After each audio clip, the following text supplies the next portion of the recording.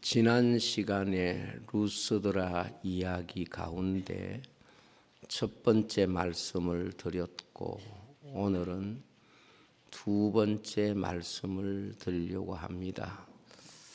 첫 번째 말씀은 루스드라에서 있었던 일 가운데 바울과 바나바가 나면서 안전뱅이 된 자를 고쳐주심으로써 그들에게 환영을 받던 그런 내용을 말씀을 드렸습니다.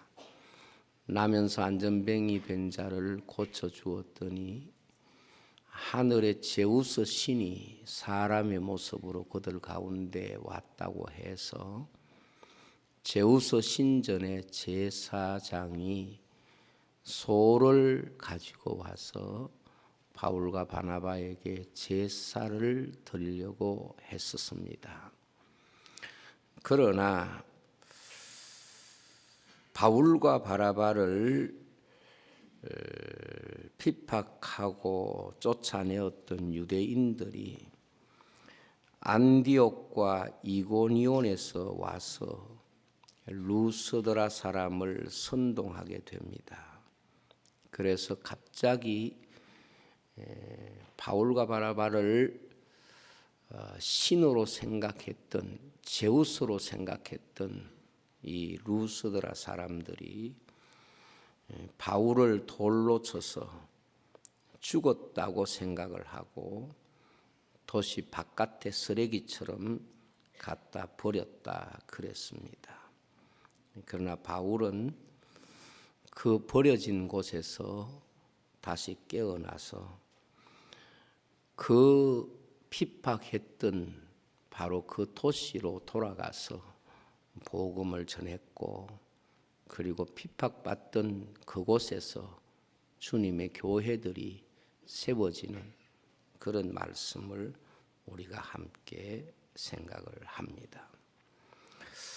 조금 전까지는 하늘에서 내려온 제우스, 즉 신들의 신이라고 불리우는 제우스 신이라고 하면서 제사를 드리려고 했던 바울과 바나바를 이제는 돌로 쳐서 거의 죽었다고 생각을 하고 성 밖에 갖다 버리게 됐습니다. 사람들은 바울과 바나바를 심히 때리고 핍박하여 마치 쓰레기처럼 성 밖에 갖다 버리는 그런 모습을 보여줍니다. 조금 전까지만 하더라도 신들의 신인 제우스로 가장 높이고 존경하는 그러한 모습을 보이다가 바로 이 루스드라 사람들이 안디옥과 이고니온에서 온 사람들의 선동을 받아서 이들을 핍박하고 발로 짓밟고 돌로 치는 이런 모습을 보게 됩니다.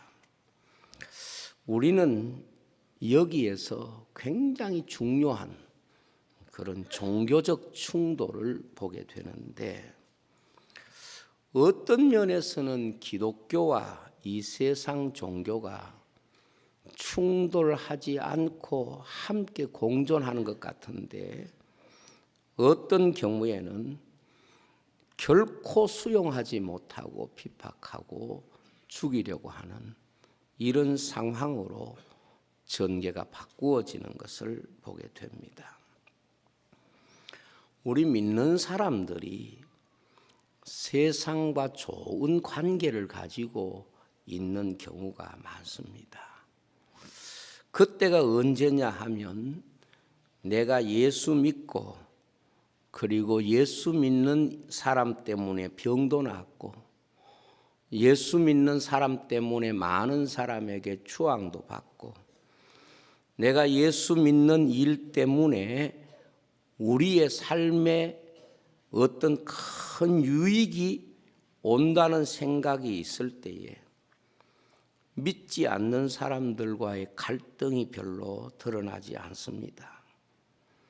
그래서 우리 예수 믿는 사람이 어떤 집단에 들어갔을 때, 또 어떤 공동체 속에 있을 때에 그 사람 때문에 환영받고 그 사람 때문에 좋은 일이 있고 그 사람 때문에 많은 사람들에게 칭송을 받게 되는 이런 상황이 올 때는 세상이 믿음에 대해서 혹은 믿는 사람에 대해서 거부감이 없습니다. 오히려 환영하고 오히려 그들에게 갖지 못한 거룩함이 있다고 생각을 하게 되는 것입니다. 그래서 믿는 사람이 우리 집에 와서 잘 됐다. 믿는 사람이 이곳에 있으니 우리 모두가 다 형통하다. 이렇게 생각을 하고 말을 합니다. 이럴 때에 믿는 사람들이 생각할 때에 이제 세상의 핍박은 없구나. 이곳은 완전히 믿음의 환경이 뿌리를 내렸구나. 우리의 가정은 믿음으로 인한 갈등은 하나도 없겠구나.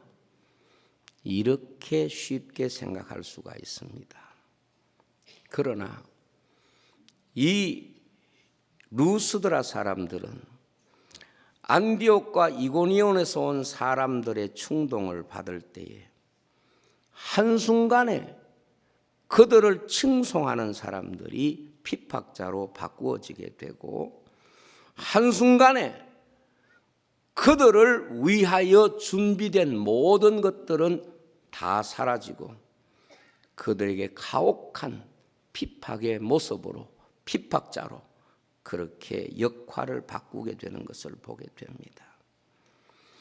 우리 예수 믿는 사람들이 신앙생활을 하다 보면 어느 순간까지 예수 믿는 것이 이해되고 수용되고 예수 믿는 것이 사람들에게 환영을 받고 있다가 어떤 순간이 되면 예수 믿는 것이 핍박받고 고난받고 그리고 억울함과 여러 가지 내 삶과 상관없이 핍박의 대상이 되어버리는 이런 경우로 바꾸어질 때가 있습니다.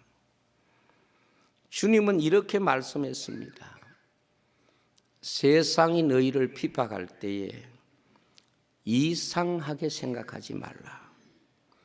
이전의 선지자들도 이와 같이 핍박을 받았다고 말씀하면서 오히려 세상이 너희를 핍박할 때에 기뻐하고 즐거워하라. 그리고 기뻐하고 즐거워해야 할 이유를 하늘의 상이 크다. 그렇게 주님이 친히 말씀으로 핍박받을 교회에 대해서 말씀해 주신 것입니다. 주님이 그 말씀을 하실 때는 사실 핍박을 교회가 극심히 받고 있을 그런 때가 아니라 주님이 제자들을 부르시고 그 제자들을 하나님의 교회로 세우시기 위하여 훈련하고 있을 때에 이 말씀을 주셨다는 것을 생각해 보면 주님이 제자들을 통하여 세우실 그 교회가 세상으로부터 핍박을 받게 될 것을 미리 아시고 그 핍박을 받게 될 때에 교회가 어떤 마음가짐으로 핍박에 대한 해석을 해야 되는가 그것을 말씀하고 있는 것입니다. 사실 성경을 보면은 믿음의 사람들이 자기 자신에게 있는 고난을 어떻게 해석하느냐 그것이 그 사람의 믿음의 분량이었습니다. 성경에 있는 모든 믿음의 이야기는 하나님의 백성들이 자신에게 주어진 고난을 어떻게 수용하고 자기에게 주어진 고난을 어떻게 해석하느냐 이 구도를 벗어나지 않습니다.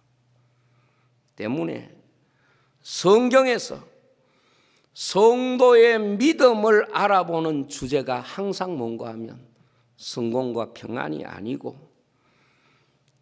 그 사람에게 주어진 고난에 대한 그 그 사람의 해석의 태도, 그것이 그 사람의 믿음이라는 것을 보고 있습니다. 사실 우리는 지금 평안하게 예수를 믿고 있습니다. 그렇기 때문에 솔직히 말하면 우리의 믿음이 얼마나 깊은지 모릅니다. 우리는 지금 평화 시대에 예수 믿습니다. 그렇기 때문에 우리의 믿음이 진짜인지 가짜인지 그것을 정확하게 알 수가 없습니다. 제가 여러분에게 사진 한두 장을 보여드리려고 합니다. 먼저 지도 사진을 보겠습니다. 이게 무슨 지도냐? 제일 위에 뭐라고 되어 있는가 하면 2018년 세계 기독교 박해 순위라고 하는 사진입니다. 여기에 하얗게 되어 있는 데는 기독교 박해가 별로 없는 지역이고, 노랗게 되어 있는 지역은 기독교 박해가 좀 있는 지역이고, 빨갛게 되어 있는 지역은 기독교 박해가 아주 좀 심한 그런 지역으로 표시를 해 놓은 것 같습니다. 그런데 여기에 기독교 핍박 지수가 제일 높은 나라, 오른쪽에 보면 박해순이라고 하는 것이 이 둥근 지구봉 위에 이렇게 있는데 1등이 북한, 그렇게 되어 있습니다. 북한은 기독교 박해 지수가 압도적으로 1위를 하고 있고, 이 1위를 17년째 연속으로 1위를 하고 있습니다. 무슨 뜻인고 하면 이 작은 한반도 땅 위에 남쪽과 북쪽을 보면 우리는 평안하게 예수를 믿으니까 예수 믿는 것에 핍박이 무언가, 이 부분에 대해서 사실 많이 잊어버리고 사는 세대가 됐어요. 그러나 북한은 이 지구촌에서 믿는다는 이유 하나만으로 그 사람만 고난을 받는 것이 아니고 그 가족 전부가 고난을 받고 순교를 당하는 그런 체제 속에 있습니다. 그래서 지금 신문 기사를 여러분에게 하나 또 사진으로 보여드리려고 하는데, 전 세계 10년간 순교자의 수가 얼마냐? 90만 명이라고 되어 있습니다. 이 90만 명이 10년 동안 순교를 했는데, 이걸 나누면 어떤 계산이 나오는고 하면 6분의 1명씩 이 지구촌에서 예수 믿는 이유 때문에 순교를 당한다, 이런 계산이 나온다고 합니다. 아시아 지역을 보면 3.5명당, 그러니까 기독교인 3.5명당 1명이 높은 수준의 핍박 가운데 있는 것으로 그렇게 통계가 나왔습니다.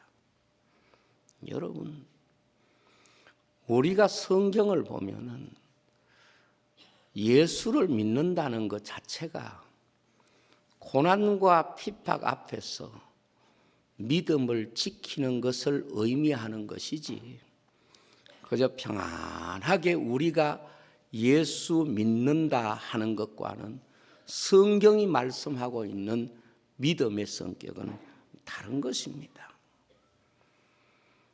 그렇다면 왜 하나님께서 성도에게 고난을 허락하실까 하는 것입니다. 왜 하나님께서는 여기 루스드라의 많은 사람들에게 칭송을 받고 제사를 받고 많은 사람들에게 높임을 받는 그것을 허용하시기보다는 그 자리에서 오히려 돌로 침을 당하고 죽을 정도로 핍박을 받는 이런 것들을 허락하실까 하는 물음입니다. 우리가 다 예수 믿는 사람인데 예수 믿는 사람에게 고난이 없으면 좋을 텐데 왜 예수 믿는 사람에게 하나님이 고난을 허락하실까 하는 것입니다. 여기에 성경의 대답이 이렇습니다. 고난이 없으면 하나님이 주시는 영광도 없다 하는 것입니다. 고난을 겪지 않으면 주의 나라도 없다 하는 것이 성경의 가르침입니다. 다시 말하면 십자가가 없으면 부활의 영광도 없다 하는 것입니다. 성경의 모세의 신앙을 말씀하면서 공주의 아들로 사는 것을 거절하고 자기 백성과 함께 고난받는 것을 더 큰 낙오로 여겼는데 왜 이는 상 주심을 바라봄이라 그렇게 말씀하고 있습니다. 이 히브리서의 말씀이 우리에게 주는 메시지가 무엇입니까? 인생의 삶을 나눌 때에 보이는 것이 인생의 삶을 나누는 절대적인 조건이 아니라는 것입니다.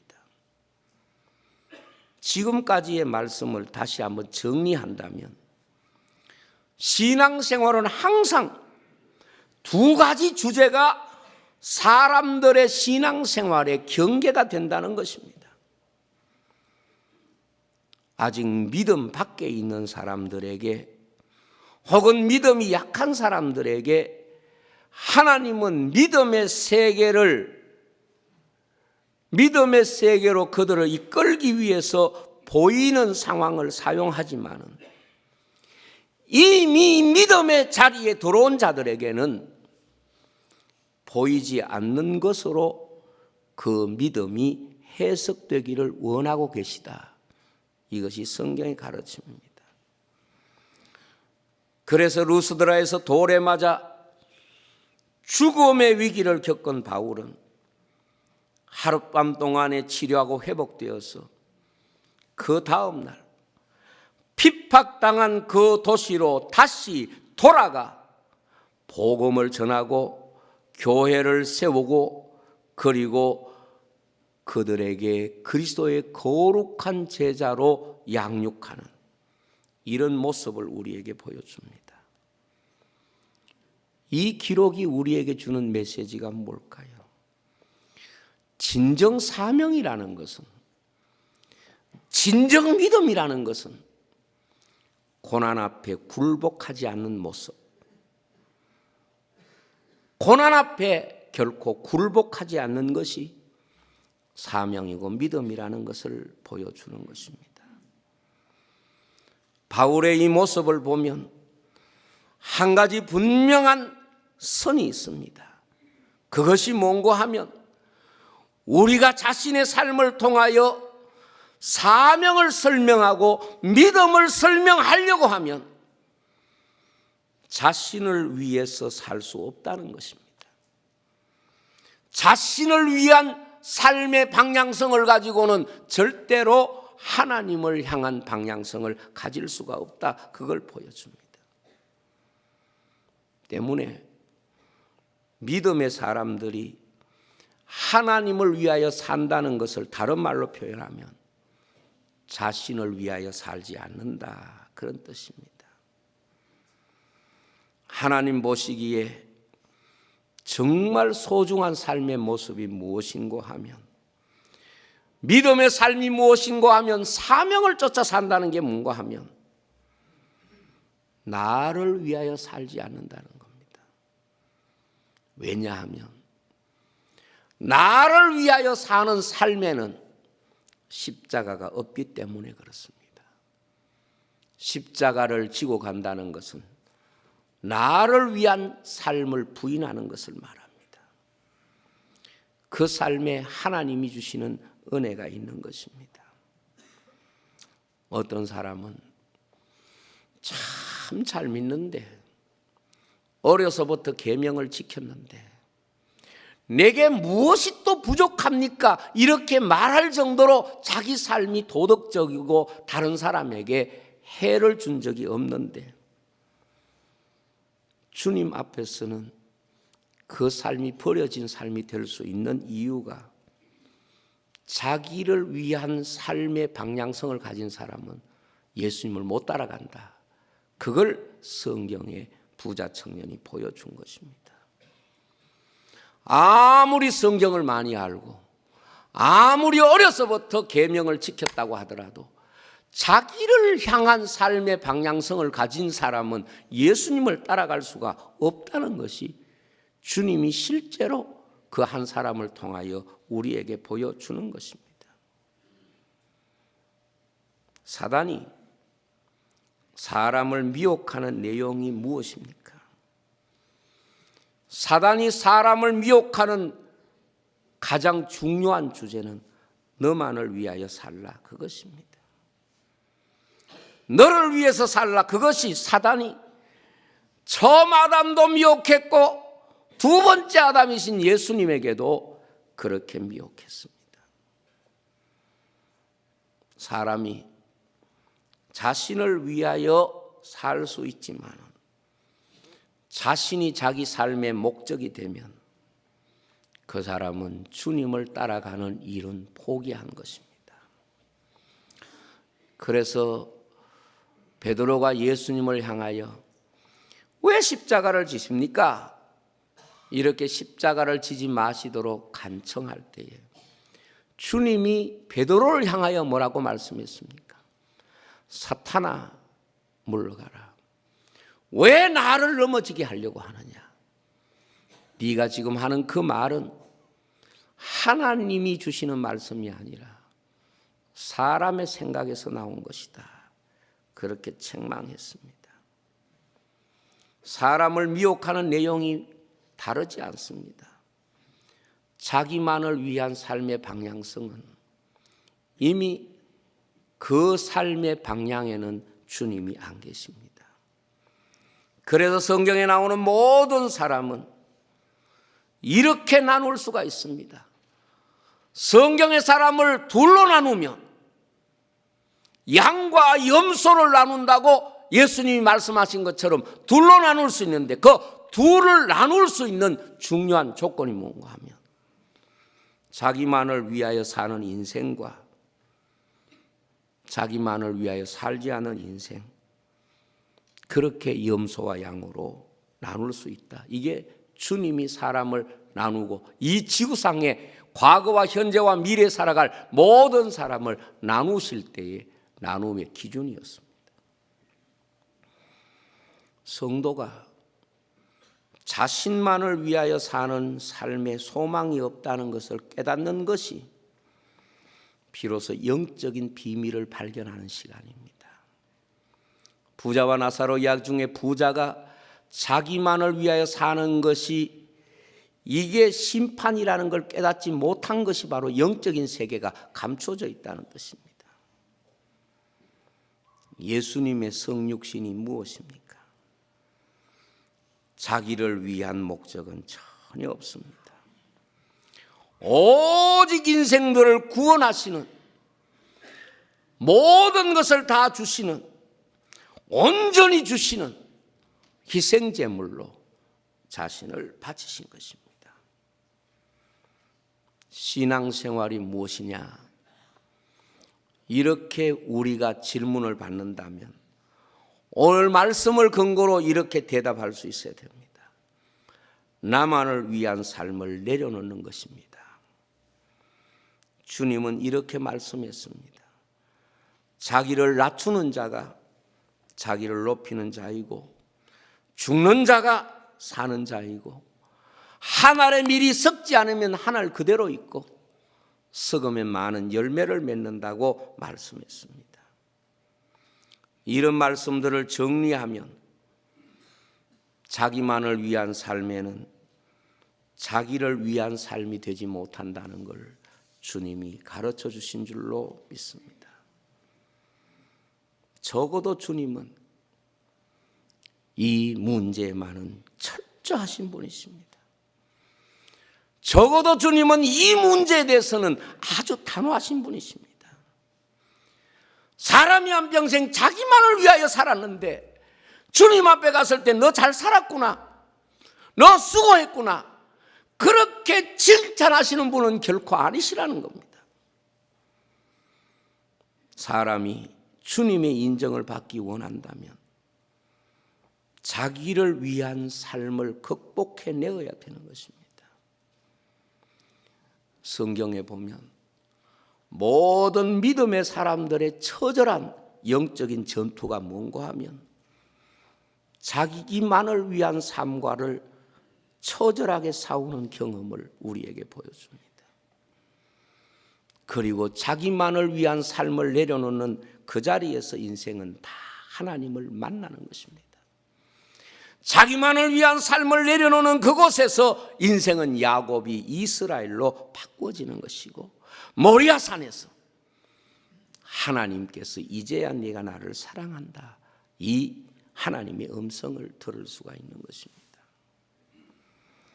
자기를 위하여 사는 사람이 어떻게 하나님을 만날 수 있습니까? 자기만을 위하여 사는 사람은 아무리 종교적인 사람이라도 그에게 하나님은 숨으시는 분이십니다.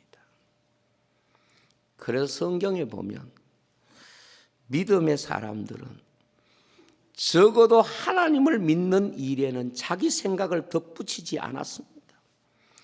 자기 생각을 덧붙여서 자기를 위한 방향으로 흘러가는 것을 철저히 자기와 싸우면서 내려놓기를 원했습니다. 자기의 생각을 덧붙이지 않으려고 하나님의 말씀을 그대로 지키려고 노력했던 것입니다. 그렇습니다. 사람의 삶은 결국 두 가지 방향성이 있습니다. 자기를 향한 방향성이 있고 하나님과 이웃을 향한 방향성이 있습니다. 그 방향성이 결국 그 사람의 영적인 방향성이 되는 것입니다. 주님이 인생의 삶을 보실 때에 그 사람이 가지고 있는 여러 가지 도덕적이고 윤리적이고 아니면 세상적인 많은 조건이 있겠지만 주님이 인생을 보실 때 가장 소중히 보시는 것은 그 삶의 방향성일 것입니다. 자신의 삶의 방향성이 삶에 대한 영적인 이해고 영적인 해석인 것입니다.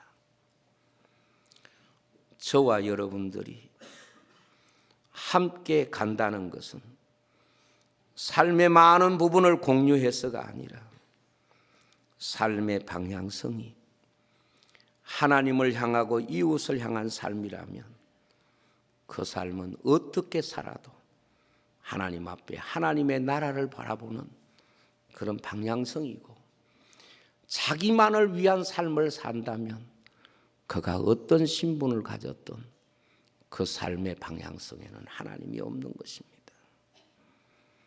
성경에 주님을 만난 가장 놀라운 변화가 무엇입니까?